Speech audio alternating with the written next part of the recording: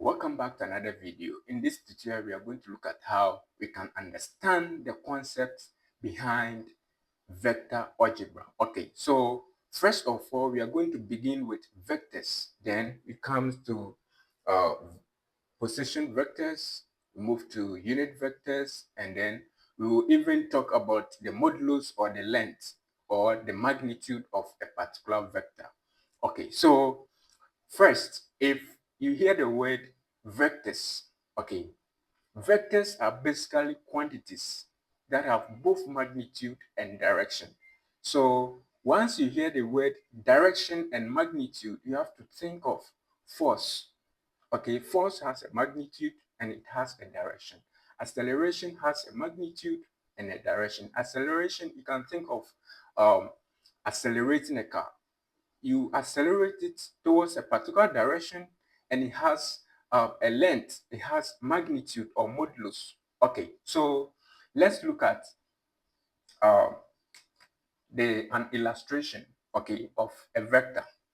So this is our best illustration. For instance, you are here, okay, so let's name this O, and this is your endpoint, and you move from, this is your starting point, okay, so you move from here to this endpoint. So you're moving in a particular direction. Okay, so from O to A. So this, your end starting point here becomes your originating point.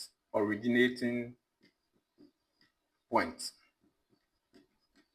And then your end point becomes your terminating point. Terminating point. Now, what would the modulus or the magnitude or the length be? The length is basically the distance, right, that you covered. That is your modulus or magnitude. Okay, so this is the magnitude or the modulus or the length that you covered.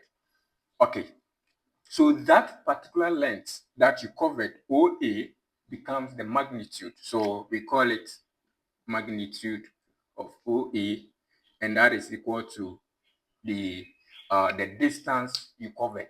Okay, so now we have delved into vectors. You know what vectors are. Now let's talk about position vectors. Okay, so when we talk about position vectors, basically we have to think of spaces. Okay, something in space.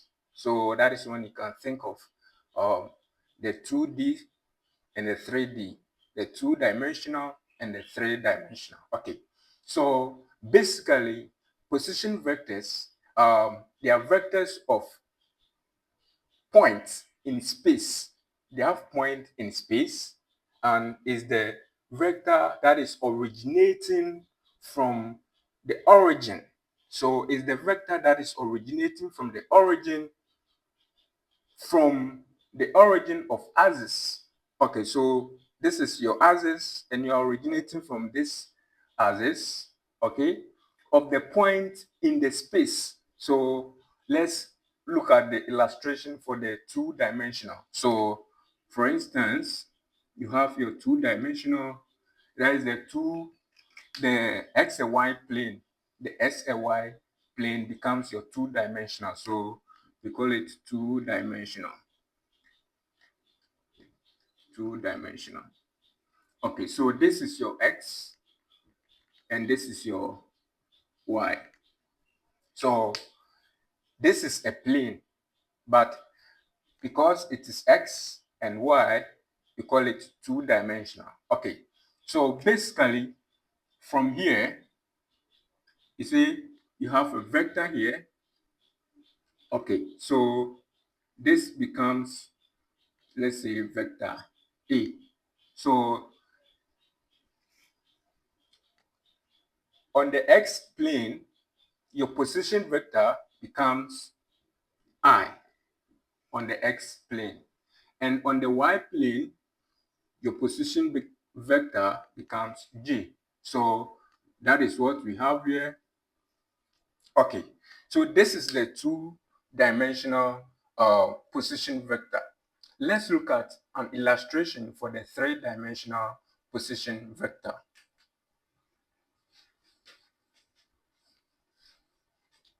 So for the three-dimensional, you are introducing another distance or displacement. Okay, so you have your x here, you have your y, and you are introducing another distance. Okay, so for instance, z. Okay,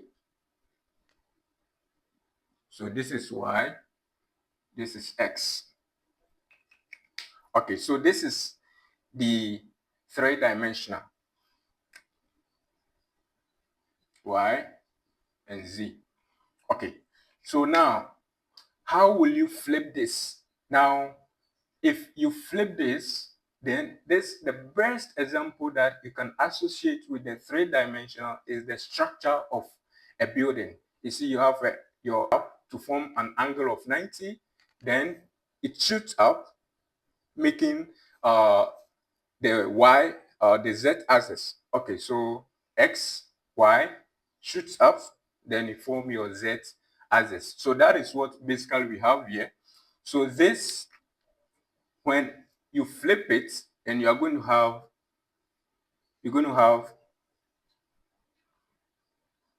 your x here, your y here, and your z. Okay, so this is how it becomes. So your x axis is here, your y axis is here, and your z axis is here. Okay, so if the moment you introduce your position vectors, then you have your z, k, position vector for z becomes your zk, your k, and the position vector for y becomes your j. So y has a position vector j, and that of x is I. So that is how we draw the three-dimensional space. Okay. Likewise, we have here, so this is your I for the x, and the z for k, and the j for y. So when you flip it, then you have your z as the vertical line on top. That is the best example I showed, the structure of a building. Then you have your x-axis and your y-axis on the floor. Okay, so that is the 2D, the 2D and the 3D dimensional space. Okay, so now let's continue with some examples to clarify. Okay, so looking at this example, we want to find the position vector of these two given points. So we have A to be 3 and 5 and B to be 2 and 1. Okay, so what is the position vector of these 2 points? So for A, we are going to have, this is a two-dimensional. So this means that the position vector will be equal to 3i plus 5j. Okay, that of B will be equal to 2i plus j. So these are the position vectors for this particular problem. Okay, so once you have points and you are to find their position vectors, if it's a two-dimensional, then it's going to be I and j. Just the first element, you're going to multiply it by I. The second element, you're going to multiply it by j. But when it is a three-dimensional, you see that you have 3 points. So in that case, you're going to have I, j, and k. Okay, so let's look at another example that involve 3 dimensions. With this particular problem, we have a point A that has 2, 7, and -1. 2, 7, and -1. So this tells you that this is a 3-dimensional position vector. So you have to have I, J, and K. So here, our position vector for A, 2, 7, and 1 is going to be 2I plus 7J minus K.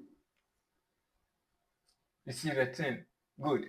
Then our position vector for B, which is 3, 1, 0, is going to be 3I plus J plus 0K. So basically the K section is 0, so automatically it goes off. So you're going to have 3I plus J. So the position vector for the points 3, 1, and 0 is 3I plus J. Now, we are asked to find the position vector for A plus B. So that is going to be A plus B is going to be what we had here for A plus what we had here for B. So that is going to be 2I plus 7J minus K plus 3I plus J. So here, what we do is that we add the common position vector. So 2I plus 3I becomes 5I. Then 7J plus J becomes 8J. Then minus K plus nothing here again. So that becomes minus K. So we have minus K. So our position vector for A plus B is 5I plus 8J minus K. So that is the position vector for this particular question. Okay, so the next thing we want to know what modulus or length, okay, or magnitude, modulus or length or magnitude of a vector. Okay, so for instance, if you have if if you have, let's say you have OA. Okay, so this OA can be represented as AX and AY. Okay, so if you have OA of AX, AY, then you can say that the magnitude or the length or the modulus of this coordinates, okay, the magnitude, then the magnitude denoted that as absolute sign, right? The magnitude or the absolute sign. This is what the absolute sign we normally know, right? So the magnitude of this is going to be equal to what you have in here, right? So what you have in here is basically going to be AX all squared plus AY all squared. Okay, so the magnitude of this particular vector is what you have here. Now, let's look at another modulus or magnitude or length. Okay, so the next one is if, for instance, you have OB, okay, of, let's say, this coordinates, let's say AX, BY, and let's say AZ. Okay, so if you have a vector of this point, okay, then the modulus or the length or the magnitude will be OB, magnitude of that, okay, that will be squared, that is x, plus by squared plus, let's make this a. Okay, so that is going to be a squared z. Okay, so this is what we have. This is how we represent modulus. Okay, so this is the modulus or the magnitude or the length of the vector OA. That is how it is being represented. And then the modulus or the magnitude of vector OB having this point is represented as this. Okay, so this is how you find the vector, the modulus or the length or the magnitude of a particular vector as shown over here. Now, let's consider some examples. Okay, so for instance, you have, okay, so example one, for instance, you have A of, let's say, these points 2 and 3, okay, and say B of 1, 2, and 4. Okay, and you want to find the modulus of this particular points or vectors. How do you do that? You know, as stated over here, the modulus of A over here will be equal to square root of 2 squared plus 3 squared.